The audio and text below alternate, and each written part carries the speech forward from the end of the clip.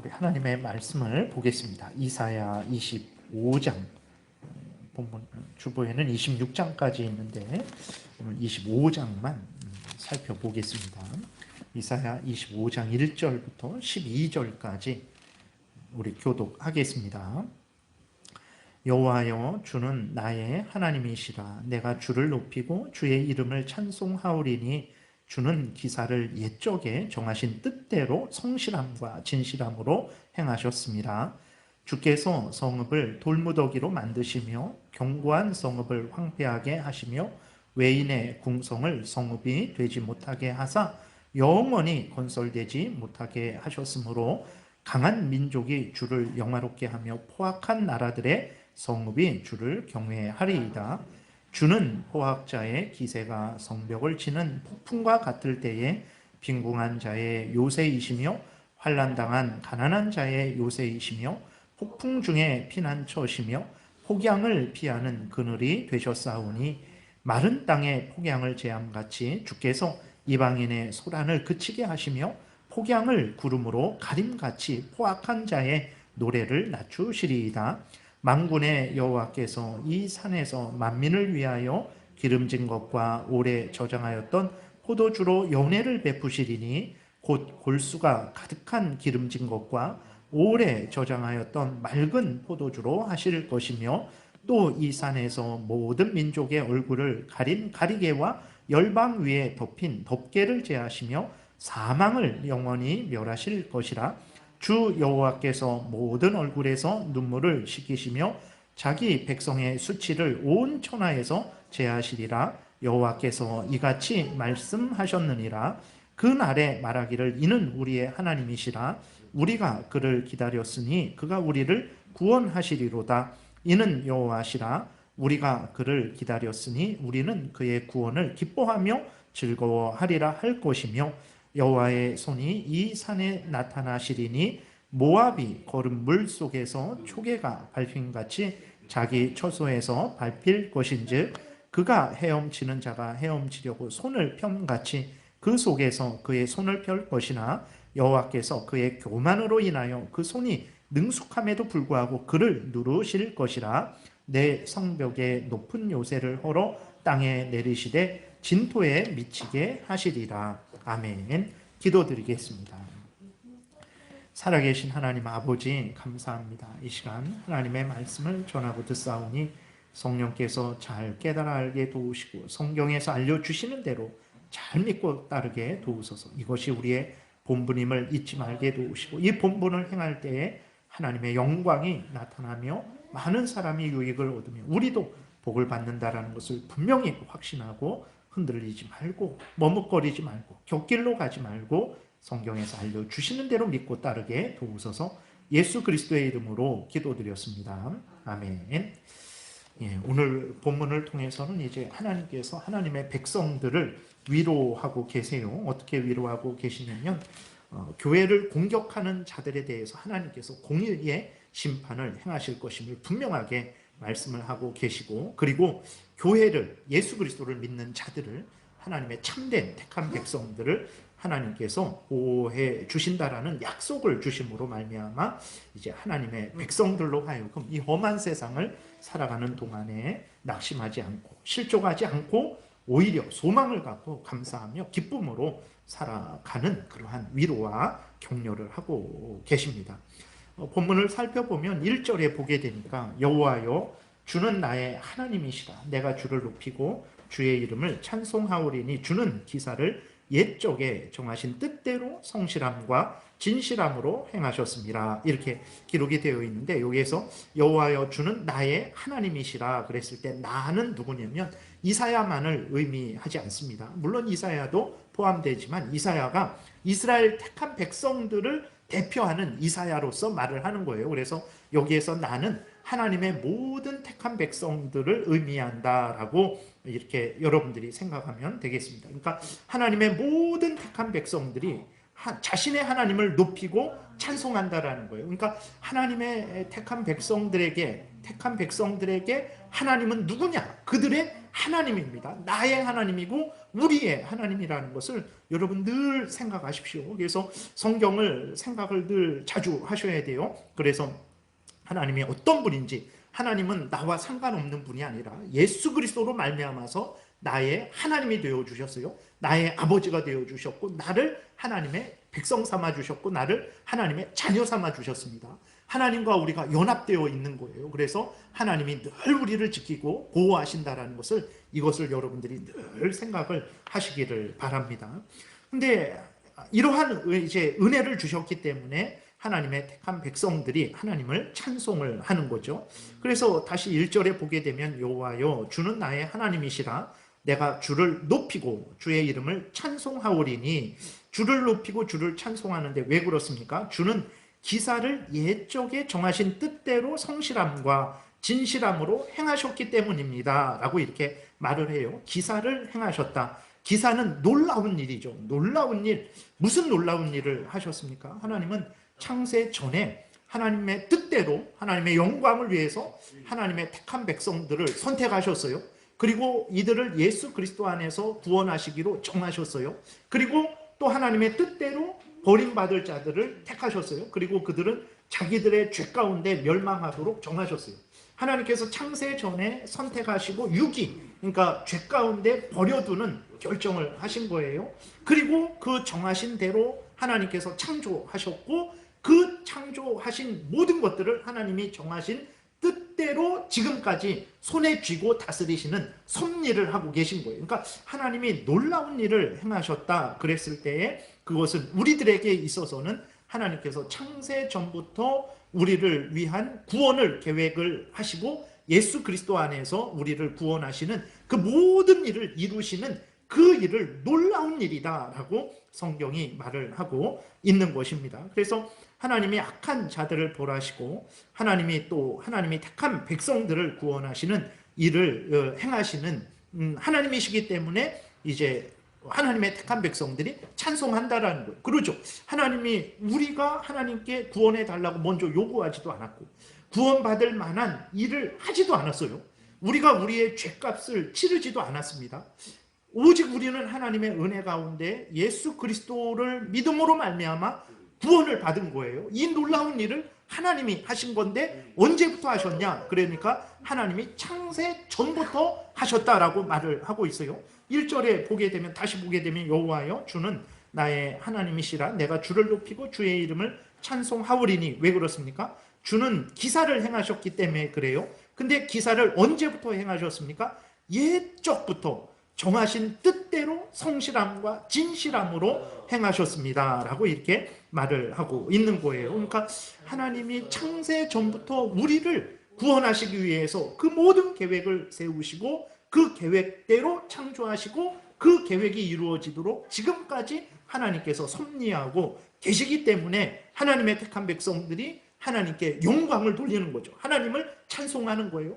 하나님을 거역하고 악한 자들은 자기들의 죄 가운데 멸망받도록 하나님께서 또 역사하시기 때문에, 그러니까 하나님이 우리를 구원하셨기 때문에 우리가 하나님을 찬송하고, 또 하나님을 거역하고 대적하는 자들, 그리고 하나님의 택한 백성들인 우리들, 교회를 핍박하는 자들에 대해서 하나님께서 공의의 형벌을 행하시기 때문에, 이 놀라운 기사를 행하시기 때문에 이제 하나님의 택한 백성들이 하나님을 찬송한다라고 이렇게 말을 하고 있는 것입니다.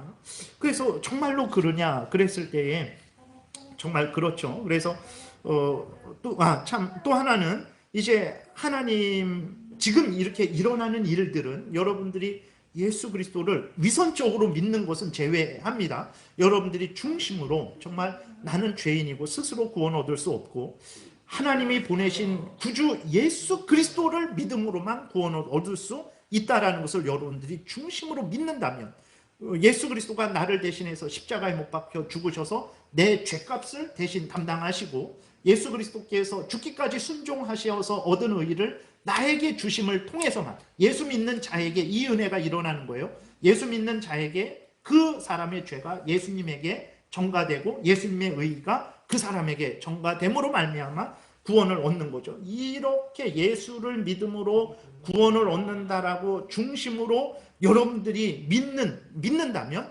그러한 일들은 여러분 이 땅에서 우연히 어쩌다가 시작된 일이 아니에요. 언제부터 시작된 일이냐면 창세 전부터 하나님께서 계획하셨기 때문에 여러분들이 지금 믿고 있다는 것을 분명히 믿으셔야 됩니다. 그렇게 그러한 것을 우리가 생각하면 할수록 이제 우리가 하나님이 나를 향하신 그 은혜가 얼마나 큰지를 진짜 감당도 못하게 됩니다. 생각도 못하게 되는 거예요.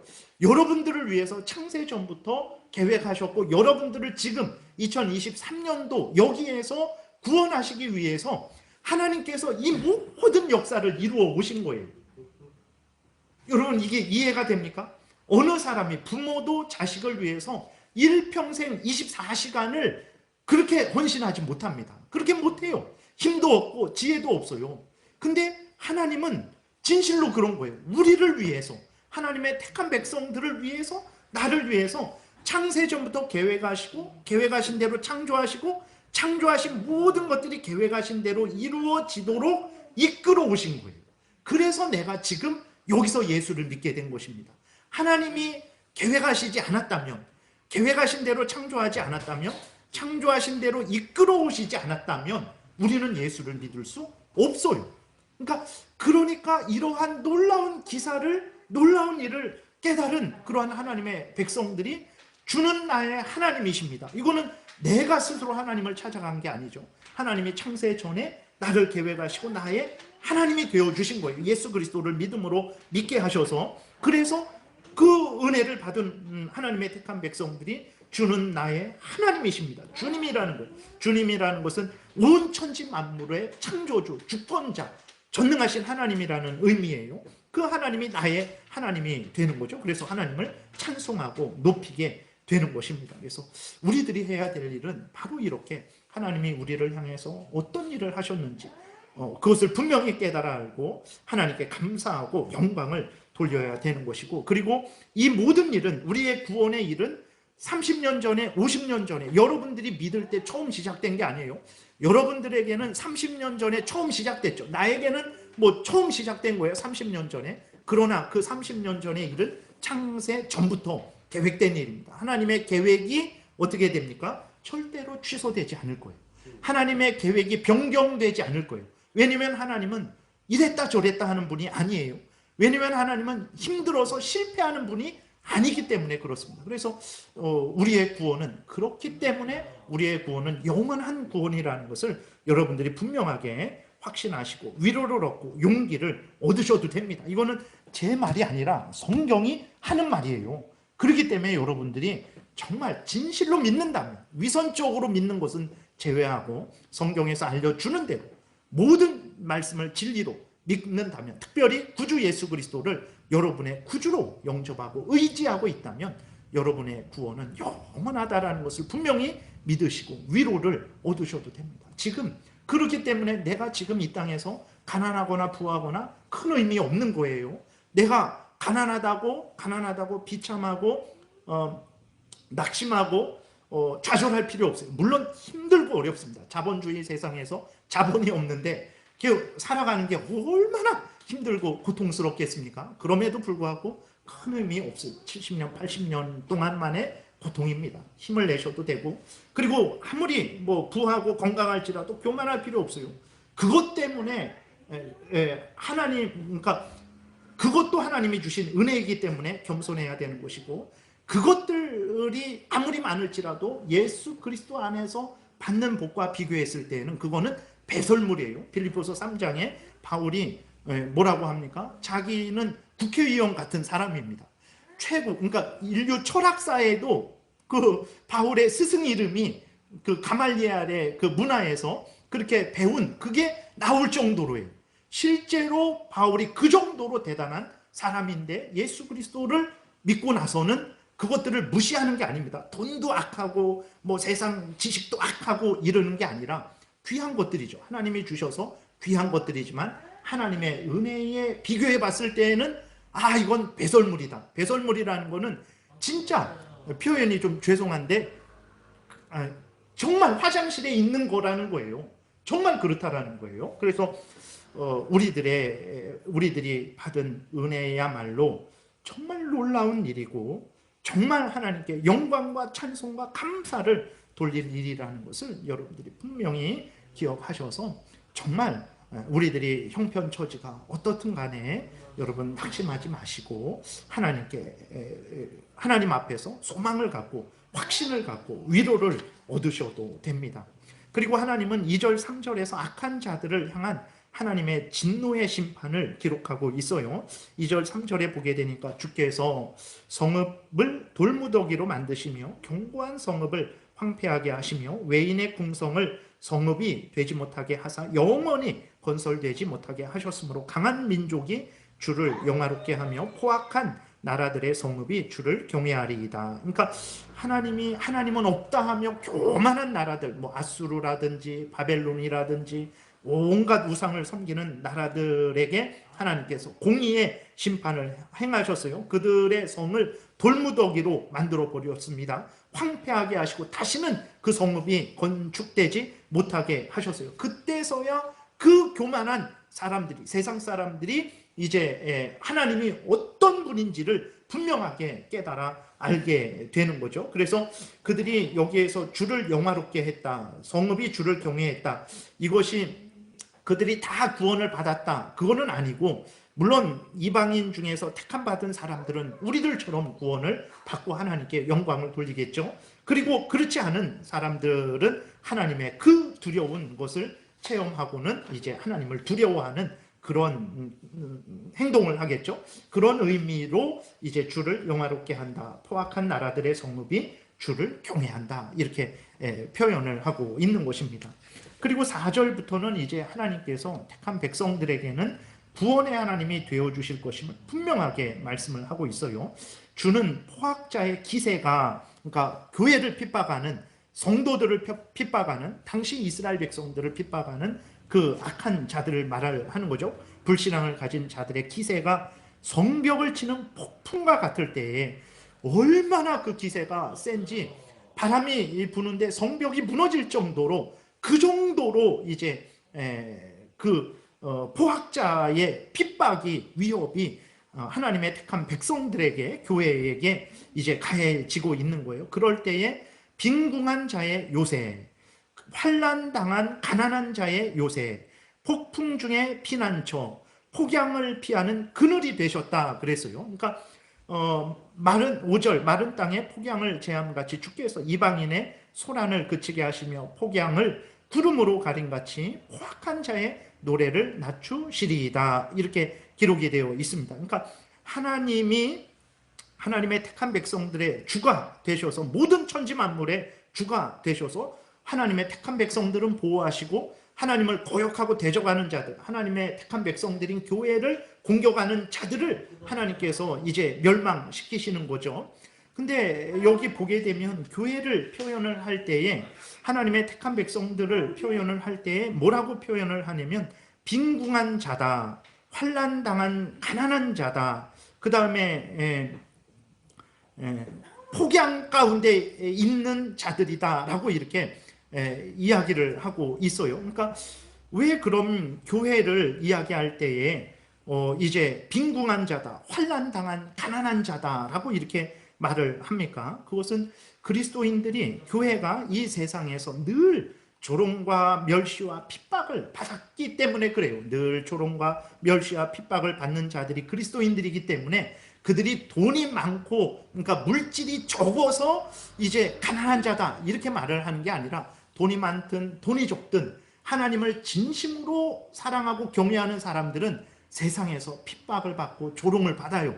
우리나라에서도 아무리 높은 지위, 예를 들어서 대통령이 예수 그리스도를 믿는다고 생각해 보세요. 그래서 예수 그리스도를 믿고 자기가 하나님의 사람으로서 올바르게 하나님의 뜻대로 대한민국을 다스리겠다, 물론 자기 마음대로 하면 안 되죠. 대한민국에 법이 있으니까 그 법의 테두리 안에서 그리스도인으로서 그리스도인답게 이제 올바르게 통치하겠다라고 한다고 해보세요. 그러면 모든 국민들이, 세상 사람들이 대통령을 뭐 이렇게 칭찬하고 좋아하고 뭐 존경하고 높이겠습니까? 오히려 더 비난을 하겠죠. 그러니까 그리스도인들을 왜 가난한 자들이다, 빈궁한 자들이다, 환난당한 자들이다 라고 말하면, 그 세상적인 물질이나 지위나 권세 이런 거에 관해서 말하는 게 아니라 하나님을 경외하는 자들은 항상 세상에서 조롱을 당하고 멸시를 당하고 핍박을 당했기 때문에 그렇게 빈궁한 자다, 환난당한 자다, 가난한 자다라고 이렇게 말을 하는 것이고,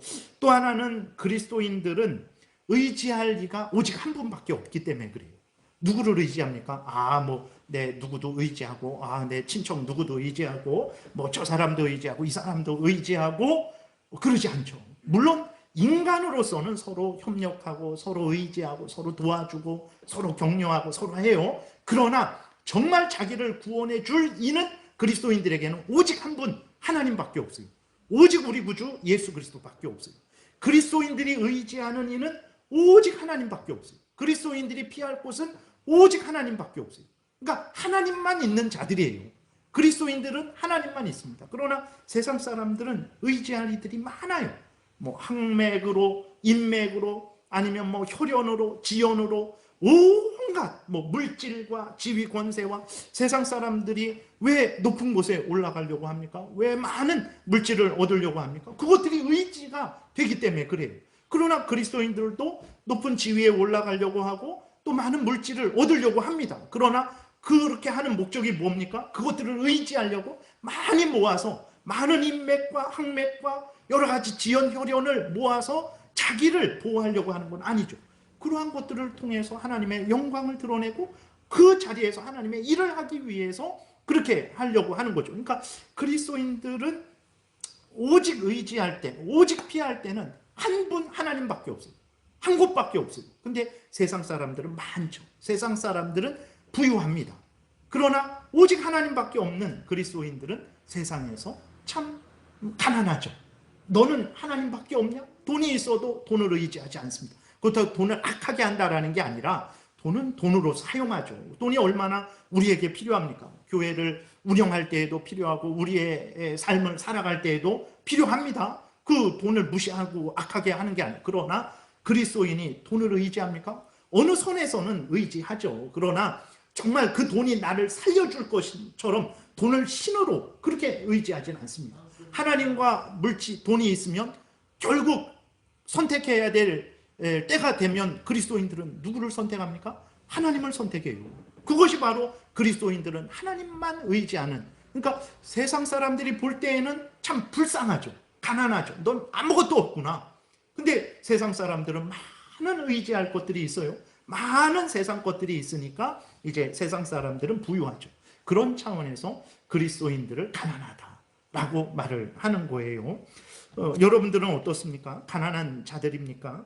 믿음이 어떤 형편사정에 휘둘리지 않고 부하다고 교만해지고 가난하다고 비참해지고 이러지 않고 오직 부할지라도 하나님을 경외하고 의지하고 가난할지라도 하나님을 경외하고 의지하고 있습니까? 그것이 진짜 가난한 사람들이죠. 하나님이 기뻐하는 사람들입니다. 아니면 여러분들은 세상 사람들과 같이 하나님만 의지하지 않고 하나님도 의지하고 같은 수준에서 사람도 의지하고 같은 수준에서 물질도 권세도 의지하고 있습니까?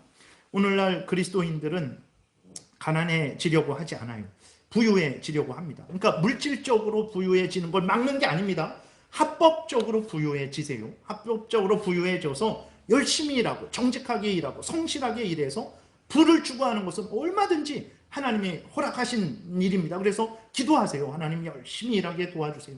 열심히 일해서 하나님 소득을 얻게 도우시고 올바르게 사용하게 도와주세요. 얼마든지 기도해도 돼요. 근데 이러한 부유가 아니라, 그러니까 하나님을 더 섬기고 믿고 그렇게 하나님만 의지하는 차원의 하나님 앞에서의 부유가 아니라 세상적으로 부유한 자들이 되기를 바라죠.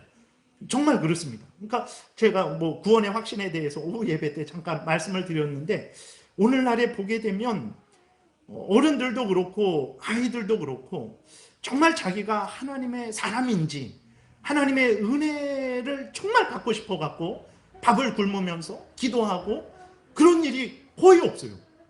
왜 그러냐면 진짜 모든 게 거의 채워졌죠. 그러니까 하나님에 대한 아쉬움이 없어요. 근데 원하는 것은 더 부유하고 더 건강하고 더 편안하고 더 내 뜻대로 사는 그것만 원하고 있는 거죠. 그리고 오늘날 그리스도인들은 높아지려고 해요. 높아지려고 하고 영광스러워지려고 합니다. 그러니까 하나님 앞에서 높아지는 것은 괜찮아요. 하나님 앞에서 높아질 수가 없죠. 근데 하나님 앞에서 높아지는 것은 다른 거가 아니라 낮아지는 거죠. 자기를 낮추고 남을 높이고 하나님을 사랑하고 다른 사람을 사랑하고 다른 사람을 의지하고 다른 사람을 섬기는, 이게 하나님 앞에서 높은 겁니다. 이러한 높음을 추구하지 않고 진짜 세상에서 높아지고 영광스러워지기를 바라요. 성경에서는 그리스도인들을 누구라고 말하냐면 가난한 자다, 빈궁한 자다, 환난당하는 자다 라고 말을 하는데, 오늘날의 그리스도인들은 그 의미를 따라가려고 하지 않고 반대로 세상적으로 부유해지고 세상적으로 높아지고 그것을 자랑스러워하고 그것을 이제 추구하고 있죠. 그럼 그리스도인들이 왜 그렇게 합니까? 라고 질문을 하면 뭐라고 말을 하냐면 하나님의 영광을 위해서 그렇습니다 라고 말을 하죠. 과연 우리가 생각해 봐야 됩니다. 오늘 본문에서 보게 되면 하나님의 택한 백성들, 교회는 어떻게 표현이 되고 있냐면 참으로 이제 폭풍에 그 대적하는 자들로부터 폭풍, 성벽이 무너질 정도로 그러한 폭풍의 그러한 위협을 받는 자들이다. 환난 당하는 자들이다. 빈궁한 자들이다. 가난한 자들이다. 라고 이렇게 성경은 그리스도인을 이야기하고 있는데, 그러면 이렇게 그 오늘날의 그리스도인들은 이제 성경이 말하는 그 그리스도인의 모습을 추구하지를 않는다라는 거죠. 그래 놓고 왜 그러냐? 그러면 하나님의 영광을 위해서 그런다라고 이렇게 말을 합니다. 그런데 이것은 성경에 없는 말이에요. 그리스도인이 잘 되면 하나님의 영광이 드러난다. 물론 부분적으로는 뭐 그럴 수 있어요. 그러나 그것이 조심해야 될 말인데 성경에는 전적으로 그렇다라고 답하지는 않습니다. 여러분 보세요.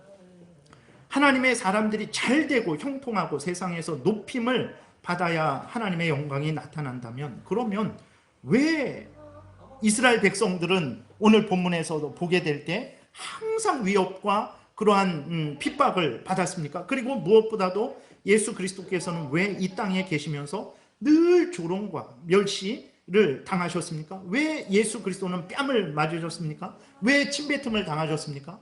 여러분, 뺨을 맞고 침뱉음을 당하는 게 그 얼마나 이게 낮아지는 것입니까? 근데 예수 그리스도는 낮아졌단 말이에요. 뺨을 맞고 침뱉음을 당하는 게 하나님의 영광을 드러내지 않는 일이라면 예수 그리스도는 뺨을 맞지 않고 침뱉음을 당하지 않았을 거예요. 예수 그리스도께서 왜 십자가에서 죽으셨습니까? 십자가는 저주받은 죽음을 나타내요. 그러니까 나무에 달린 자는 저주받은 자다. 나무에 달려 죽은 것은 저주받은 것을 나타내는데, 사도 바울이 왜 그렇게 예수 믿는 사람들을 핍박했습니까? 아주 정통 유대인인데 왜 예수 믿는 사람들을 핍박했습니까? 율법에 보게 되면 나무에 달린 자는 저주받은 자예요.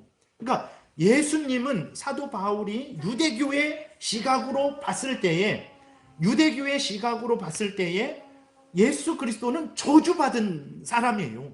근데 그 저주받은 사람을 구원자다라고 믿고 따르면서 이스라엘을 혼란하게 하니까 저주받은 사람을 구원자라고 말하면서 그를 믿어야 구원 얻는다라고 말하니까, 그게 하나님의 뜻이다라고 말하니까 유대교에 학습된 사도 바울이 봤을 때에는 이 사람들이 미친 사람들인 거예요.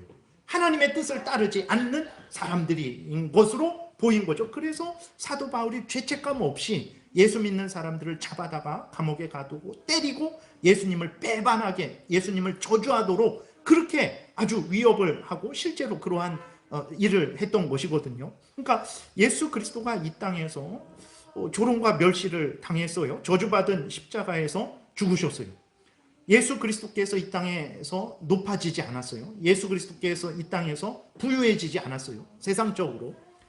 그럼 그렇게 예수 그리스도께서 저주를 받고 조롱을 받고 낮아지셨다고 해서 하나님의 영광이 가려졌습니까?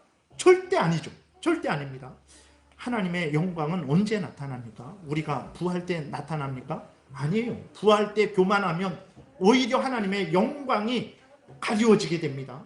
그럼 가난할 때 나타납니까? 가난하다고 가난이 오늘날에는 가난을 뭐 대단한 것으로 생각을 하는데 그렇지는 않죠. 그러니까 하나님의 영광은 우리가 가난하거나 부하거나 상관없어요. 언제 나타나는 거냐면 하나님의 뜻대로 살아갈 때 나타나는 것입니다. 그러니까 하나님의 영광은 하나님의 뜻대로 살아갈 때만 하나님의 영광이 나타나는 거예요. 그러니까 우리 그리스도인들이 정말 이것을 분명히 마음에 새겨야 됩니다. 그러니까 그런데도 그리스도인들은 부해지려고 하고 이 땅에서 그러니까 합법적으로 부해지려고 하는 것을 잘못됐다라고 말하는 게 아니라 세상적으로 그리스도인들이 세속화되는 것에 대해서 말씀을 드리는 거예요. 그런데도 그리스도인들이 부해지려고 하고 세상적으로 영광을 받으려고 한단 말이에요. 왜 그렇습니까? 왜 성경은 분명히 이 인간의 육신적인 세상적인 조건에 따라서 하나님의 영광이 드러나는 게 아니고 하나님의 말씀을 따라 살아가면 그 사람이 부한 자리에 있던 가난한 자리에 있던 하나님의 말씀을 따라 살아갈 때 하나님의 영광이 드러난다고 하는데 오늘날의 그리스도인들은 성경에서 말하는 그 하나님의 택한 백성들의 모습을 따라가지 않고 세상적인 것을 따라가면서 하나님의 영광을 드러내기 위해서라고 말을 한단 말이에요. 그것은 정말 속고 있는 거예요. 정말 속고 있는 것입니다. 그것은 우리의 탐욕을 하나님의 영광이라는 것으로 포장해 갖고 그렇게 드러내려고 하는 거예요. 그러니까 이 말이 얼마나 잔인한 말입니까? 우리가 잘 될 때 하나님의 영광이 드러난다. 그러면 얼마나 잘 됐습니까? 그렇게 막 질문을 할 수 있고, 두 번째로는 그러면 지금 아픈 사람들은, 그러면 지금 어려운 처지에 있는 사람들은, 그러면 지금 부유하지 않고 가난한 자리에 있는 사람들은 하나님의 영광을 드러내지 못합니까? 그러니까 얼마나 아주 나쁜 말인지, 부유해져야, 출세해야 하나님의 영광이 드러난다. 절대 그러지 않습니다. 그럼 예수 그리스도는 뺨을 맞고 침뱉음을 당하고 저주를 받고 저주받은 십자가에서 죽으셨는데 오히려 하나님의 영광이 나타났단 말이에요. 왜 그렇습니까? 하나님의 영광은 하나님의 말씀을 따를 때 나타나는 거예요. 그렇기 때문에 우리가 분명히 신앙생활 할 때에 정말 나의 탐욕을 교묘하게 위장해서 나의 탐욕을 실현하려는 그러한 잘못된 신앙생활을 마음과 태도를 가져서는 안 되는 거예요. 부유해지지 말라라는 게 아닙니다. 가난해져야 된다 이런 말을 하는 게 아니에요. 합법적으로 우리가 열심히 얼마든지 일해서 부유해질 수 있지만 중요한 것은 정말 우리들은 그럴지라도 항상 가난한 자, 다시 말해서 그러한 것들, 세상적인 것들을 의지하지 않고 항상 하나님만 의지하는 자가 되기를 위해서 애써야 된다라는 것을 말을 하는 거예요. 성경은 그러한 자를 하나님의 백성으로, 그러한 자를 교회로 이야기하고 있는데 오늘 우리 교회는, 그리스도인들은 성경이 말하는 것과 다른 방향으로 나아가면서 하나님의 영광을 말하기 때문에 결국은 그렇게 되니까 교회가 교회답지 못한 겁니다. 돈이 많으면 교회가 교회다워지겠습니까? 아닙니다. 하나님의 말씀대로 살 때 교회가 교회다워지고 세상 사람들이 그것을 보고 인간이 이렇게 사는 사람도 있구나. 그러면서 관심을 갖게 되고 그렇게 예수 그리스도를 믿고 회개하게 되는 것이라는 것을 우리가 분명히 기억해야 되겠습니다. 그리고 6절부터는 이제 하나님만을 의지하는 자들, 가난하고 초라하고 조롱을 받고 멸시를 받고 무가치한 자들이죠. 그래서 하나님만 의지하는 자들, 세상에서 하나님만 너는 빽이 뭐냐? 저의 아버지는 이런 분입니다. 내 형제들은 저런 사람들입니다. 우리 작은 아버지는, 큰 아버지는, 우리 친척은, 사촌은, 이렇게 내세울 게 없어요. 저는 하나님밖에 없습니다. 그러니까 세상 사람들이, 참 가난하고, 빈궁하고, 참 초라한 사람들이다. 라고 손가락질을 했어요. 그래서 정말 하나님만 의지하는 사람들이 가난하고, 빈궁하고, 초라한 사람들인 줄 알았더니, 알고 보니까 가장 복된 사람이라는 것이 증거가 되고 있어요. 6절에 보게 되니까 만군의 여호와께서 이 산에서 만민을 위하여 기름진 것과 오래 저장하였던 포도주로 연회를 베푸시리니 곧 골수가 가득한 기름진 것과 오래 저장하였던 맑은 포도주로 하실 것이며 라고 기록되어 있습니다. 여기서 이 산에서라고, 이 산은 교회를 의미해요. 하나님의 택한 백성들의 모임을, 그들이 모인 곳을 의미합니다. 그것이 교회죠. 구약 때에는 구약교회, 신약 때에는 신약교회, 교회를 의미합니다. 그래서 하나님께서 교회에 하나님을 믿는 자들에게 복을 주십니다. 그 복이 교회를 통해서 하나님의 택한 백성들에게 주어지는 것이죠. 그래서 교회라는 곳, 하나님의 택한 백성들의 모임, 하나님만 의지하는 사람들의 모임, 가난한 자들의 모임, 빈궁한 자들의 모임, 세상에서 조롱을 받는 자들의 모임이 알고 보니까 하나님이 함께 하시는 모임이요, 하나님이 기름진 것을 골수로 하나님이 배부르게 하시는 곳이요, 오래 저장한 좋은 포도주를 먹이셔서 양육하시는, 은혜를 내려주시는 그러한 은혜가 있는 곳이라는 것을 우리가 발견을 하게 되는 거죠.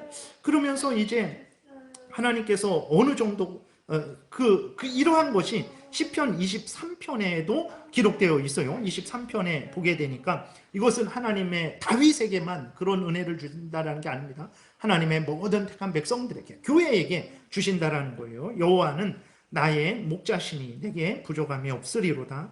그가 나를 푸른 풀밭에 누이시며 쉴만한 물가로 인도하시는도다. 내 영혼을 소생시키시고 자기 이름을 위하여 의의 길로 인도하시는도다. 내가 사망의 음침한 골짜기로 다닐지라도 해를 두려워하지 않을 것은 주께서 나와 함께 하심이라. 주의 지팡이와 막대기가 나를 안위하시나이다. 주께서 내 원수의 목전에서 내게 상을 차려주시고 기름을 내 머리에 부으셨으니 내 잔이 넘치나이다. 내 평생에 선하심과 인자하심이 반드시 나를 따르리니 내가 여호와의 집에 영원히 살리로다. 그러니까 오늘 본문에서 하나님께서 하나님의 택한 백성들에게, 교회에게 기름진 것, 오래 저장한 포도주로 연회를, 잔치를 베풀어 주신다 그랬는데, 시편 23편에서도 이제 5절에 보게 되니까 내게 상을 차려주시고 잔치상을 차려주신다는 거예요. 원수들 앞에서 나를 보호하시고 지키셔서 하나님의 교회를, 세상에서 빈궁한 자, 환난당하는 자인 줄 알았더니 하나님이 그들에게 잔치상을 차려주신다는 거예요. 그리고 하나님을 대적하는 자들은 어떻게 합니까? 그들을 이제 멸망시키게 되는 거죠. 7절에서는 이 산에서 모든 민족의 얼굴을 가린 가리개와 열방 위에 덮인 덮개를 제하신다. 그러니까 1절, 2절에서 말씀하신 대로 모든 악한 자들을 이제 제거하시는 것을 의미하는 거죠. 그리고 하나님이 복을 주시는데 8절에 보게 되니까 하나님의, 그러니까 세상적으로 봤을 때 약한 하나님밖에 없냐? 의지할 네가 하나님뿐이야? 아유, 이런 가난하고 초라한 사람들아 라고 했더니 그들에게 하나님이 복을 주셔요. 어떤 복을 주시냐면 사망을 영원히 멸하실 것이라. 주 여호와께서 모든 얼굴에서 눈물을 씻기시며 자기 백성의 수치를 온 천하에 제하시리라. 여호와께서 이같이 말씀하셨느니라. 그러니까 하나님의 택한 백성들, 세상에서는 초라하게 여김을 받는 자들에게 하나님이 복을 주시는데 사망을 멸하시는 복을 주세요. 여러분, 사망은 무엇입니까? 죄를 지은 자들이 받는 하나님의 형벌이죠. 그 형벌은 영적인 죽음, 하나님과의 영적인 교제가 끊어진 영적인 죽음이 있고, 육신적인 죽음, 영혼과 육체가 분리되어 있죠. 그리고 영원한 죽음이 있습니다. 지옥에 들어가서 영원히 형벌받는 그 영원한 죽음이 있어요. 그 죽음이 우리 위에 있는 거예요. 우리에게 선고된 거예요. 그런데 하나님께서 예수 그리스도를 통해서 그 사망을 이기게 하신 거예요. 내가 영적으로 죽은 자를 영적으로 살려주셨어요. 하나님과 우리가 연합되게 하셨어요. 하나님이 우리 아버지고 우리가 하나님의 자녀 되게 하셨죠. 예수 그리스도가 우리의 구주가 되셨고 우리가 예수 그리스도의 백성이 되었어요. 육신적인 죽음도, 육신적으로 죽게 되면 어떻게 됩니까? 하나님을 믿지 않는 자들의 영혼은 지옥에 갑니다. 그 육신은 땅에 썩어지죠. 그러나 예수 그리스도 안에서 육신이 죽는데 우리를 사망을 멸하셨죠. 그래서 우리의 영혼은 어떻게 됩니까? 즉시로 천국에서 하나님과 영광을 누리게 되고, 육신은 땅에 썩어지지만 예수 그리스도께서 다시 오실 때에 우리는 어떻게 됩니까? 육신도 영광스럽게 영혼과 연합되어서 천국에서 하나님과 함께 영생을 누리게 되는 거예요. 그러니까 빈궁한 자인 줄 알았더니, 초라한 자인 줄 알았더니, 가난한 자인 줄 알았더니 진짜 부자들이죠. 돈으로 살 수 없어요. 영적으로 하나님과 그 교제가 연결되게 되는 것. 예수 그리스도와 연합해서 교제하게 되는 것. 예수님이 나의 구주가 되고 내가 예수님의 백성이 되고 하나님이 나의 아버지가 되고 내가 하나님의 자녀가 되어서 하나님과 일평생을 동행하면서 살아가는 것. 돈으로 살 수 있습니까? 지위 권세 대통령에게만 허락되는 특권입니까? 아니에요. 그러니까 가난하고 부하고 빈궁한 자인 줄 알았더니 가장 부유하고 가장 큰 은혜를 받은 자들이라는 것이 이제 확인이 되게 되는 거죠. 그리고 이 은혜는 예수 그리스도를 통해서만 이루어집니다. 그래서 9절에 보게 되면 예수 그리스도를 간절히 기다리는 내용이 기록되어 있어요. 그날에 말하기를 이는 우리의 하나님이시라. 우리가 그를 기다렸으니 그가 우리를 구원하시리로다. 이는 여호와시라. 우리가 그를 기다렸으니 우리는 그의 구원을 기뻐하며 즐거워하리라. 그러니까 하나님이 주시는 이 모든 은혜는 오직 예수 그리스도를 통해서만 이루어집니다. 교황을 통해서 이루어지는 거 아니에요.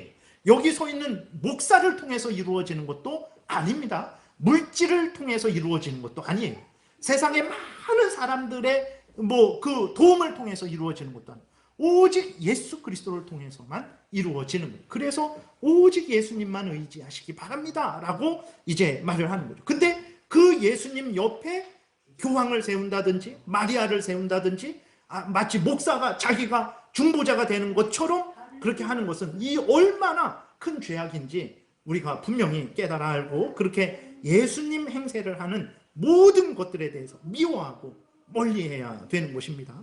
누가복음 2장에도 보게 되면 예수님을 간절히 기다린 하나님의 택한 백성들이 있죠. 그 중에 시므온이 있는데 시므온이 이렇게 고백을 하고 있어요. 예루살렘에 시므온이라 하는 사람이 있으니 이 사람은 의롭고 경건하여 이스라엘의 위로를 기다리는 자라. 예수 그리스도를 기다리는 거예요.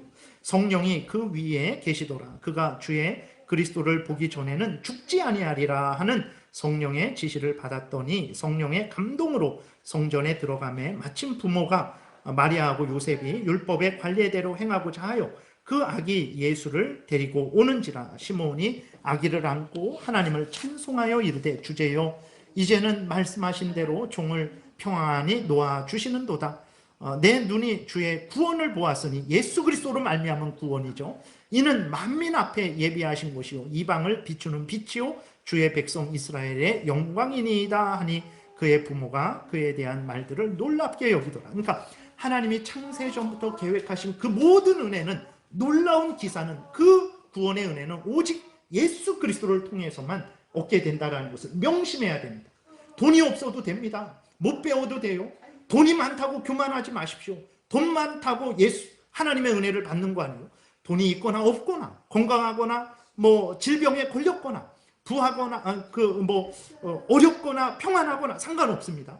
예수 그리스도만 있으면 그는 상상할 수 없는, 이 세상이 인간이 만들어낼 수도 없는, 이 세상에 있는 모든 것으로도 살 수 없는 하나님의 그 구원의 은혜를 받게 되는 거예요. 그래서 자족해도 됩니다. 그래서 바울이 예수 그리스도와 이 세상 것들을 비교했을 때 소중한 것들이지만 그러나 그것들은 정말 화장실에 있는 것들이다, 정말 배설물들이구나 라고 그것들에 연연하지 않았어요. 그렇다고 막 돈이나 이런 것들을 악하게 본 게 아니라 잘 선용했죠. 선교원금 내면 그것을 가지고 선교하고 그것을 가지고 여러 가지 일을 잘 했어요. 그러나 그것들을 의지하지 않은 거예요. 오직 예수 그리스도를 의지한 거예요. 오직 하나님만 의지한 거예요. 그러니까 그들을 그렇게 하나님만 의지하는 자들, 세상에 있는 것들을 의지하지 않고 하나님만 의지하는 자들을 가난한 자들이다, 빈궁한 자들이다 라고 말을 하는 거예요. 가난한 자들이 돼야 됩니다. 물질 다 팔아버리고 그런 가난이 아니고 많이 있어도 겸손하고 하나님을 의지하고, 없어도 없는 것 때문에 낙심하지 않고 하나님을 의지하는, 진정 하나님만 의지하는 가난한 자들, 하나님만 바라보는 그런 자들이 마태복음 5장에서 말하는 진정으로 하나님을 믿고 섬기는 자들이고, 그것이 바로 하나님이 우리에게 말씀하시는 거예요. 근데 그것이 많이 바뀌죠. 하나님이 주시는 것은 내 영혼이 잘된 같이 내 범사가 잘되고 내 육신이 강건하고, 물론 그 은혜를 주세요. 그러나 마치 하나님이 주신 복이 세상적으로 부유하고 세상적으로 잘되는 것으로 바꾸어 버리는 거죠. 그것은 잘못된 해석이라는 것을 우리가 분명히 기억해야 되겠습니다. 그래서 이 모든 하나님의 주시는 은혜는 오직 예수 그리스도를 통해서만 우리에게 주어지는 거예요. 그래서 여러분들 예수님을 의지하시면 됩니다. 여러분들이 중심으로 예수 그리스도를 구주로 믿고 영접하고 의지하고 있다면 기뻐하시고 즐거워하셔도 됩니다. 하나님을 찬송하십시오. 그 소망이 절대 부끄러움을 당하지 않을 거예요. 그리고 10절부터는 이제 하나님이 악한 자들을 심판하시는데 모압을 심판하신다고 하시는데, 모압은 모든 교만한 나라들, 하나님을 대적하는 나라들을 이제 하나님을 그리스도인들을, 교회를 핍박하는 자들을 대표하는 이름으로서의 모압인 거예요. 그래서 그 하나님을 대적하는 그러한 자들을 하나님께서 정말 심판하신다라는 거죠. 여호와의 손이 이 산에 나타나시리니 모압이 거름물 속에서 초계가 밟힌 같이 자기 처소에서 밟힐 것인지, 그가 헤엄치는 자가 헤엄치려고 손을 펴같이 그 속에서 손을 펼 것이나, 여호와께서 그의 교만으로 인하여 그 손이 능숙함에도 불구하고 그를 누르실 것이라. 손이 올바로 헤엄치지 못하게 하나님께서 누르신다라는 거예요. 내 성벽에 높은 요새를 헐어 땅에 내리시되 진토에 미치게 하시리라. 그래서 지금은 그리스도인들을 불신자들이 핍박하고 조롱하고 멸시하고 무시하지만, 하나님을 거역하고 대적하는 자들에 대해서 때가 되면 하나님께서 심판하신다는 거예요. 그리고 하나님의 택한 백성들도 반드시 보호하신다는 거예요. 이걸 알려주면서 이 땅을 살아가는 오늘 우리들에게 힘을 내라, 위로를 받아라. 부하다고 교만하지 말고 하나님을 의지해라. 가난하다고 낙심하지 말고 하나님을 의지해라. 하나님이 너희들을 지키고 보호하실 것이다. 예수 그리스도를 통해서 지키고 보호하실 것이다. 그러니 하나님을 의지해라. 예수 그리스도를 의지해라. 이렇게 말씀을 하고 있습니다. 그래서 여러분들 참으로 가난한 자들이 되십시오. 하나님만 의지하는 자들, 예수 그리스도를 의지하는 자들, 이 땅에 있는 것들을 감사함으로 누리되 그것들을 의지하지 않고 하나님을 의지하는 그러한 복된 신앙생활을 하시기 바랍니다. 기도드리겠습니다. 하나님 감사합니다. 우리가 무엇이간데 어리석은 자들인데, 다른 사람들과 비교해봐도 인격적으로 성숙하지 못한 자들이고 이기적인 자들인데, 무능한 무지한 자들인데 하나님께서 우리를 지키시고 보호하시고 창세전에 예정하시고 또 예수 그리스도로 대신 죽게 하셔서 우리를 살리시고, 어리석은 자들, 잊어버리는 자들, 늘 듣고도 따라 살지 않고 우리의 탐욕대로 살기를 원하는 자들인데, 이렇게 성경을 통해서 다시 한번 하나님의 뜻을, 은혜를 알려주셔서 돌이키게 하시고 하나님을 의지하게 하시니 진정 감사합니다. 하나님이 행하시니 놀라운 일을 늘 생각하면서 더욱 하나님을 가까이 하고 사랑하고 의지하고 하나님 뜻대로 살아가는 우리들 되게 도우소서. 예수 그리스도의 이름으로 기도드렸습니다. 아멘.